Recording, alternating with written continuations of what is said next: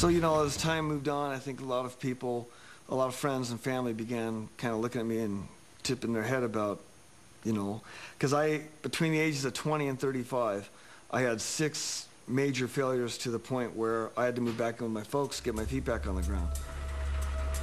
20 years of effort, obsession, and disaster. One short, messy marriage. No kids or happy ever after here. But you can't hold a good inventor down for long. And finally, it looked like Brian's stars were beginning to line up.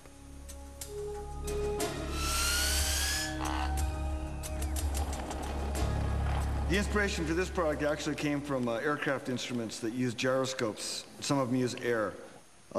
Laser light, this was kind of a line of products. The laser light line was like this was the first toy I sold. And this is the triple beam laser light, and this was a little Starship laser light. And basically they were a very simple little toy. You push buttons and it would pop open, and then it does a little light show. You have to really be in a dark room to really be able to see it, but it has a little light that bounces around. Air bazooka and the power bazooka. And then there was another product called Heli Shots. In fact, this is the only one I have left, and there was a foam missile that went on here. Of course, the military wasn't impressed, but every little tyke in the land could see for themselves that these were the coolest toys since the Frisbee. Brian's bank balance was getting back into the black. Everyone knows that the louder, the flashier, the more annoying a toy is to grown-ups, the more it'll appeal to kids.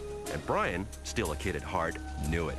Enter his pièce de résistance, the Light Chaser. These are a couple samples of the Light Chaser, and it's basically became a huge hit in the Disney theme parks. That's where its big success came from, and they've got lots of different versions for Disney, and there's a lot of other generic versions of it.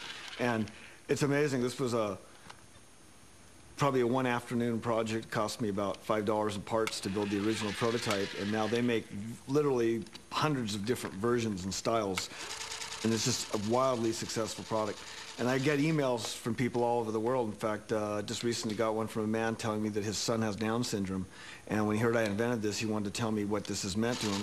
But it's just a simple little item, and yet, for some reason, it's just become a huge, huge hit. So that pretty much funds my project. And the Light Chaser changed Brian Walker's life.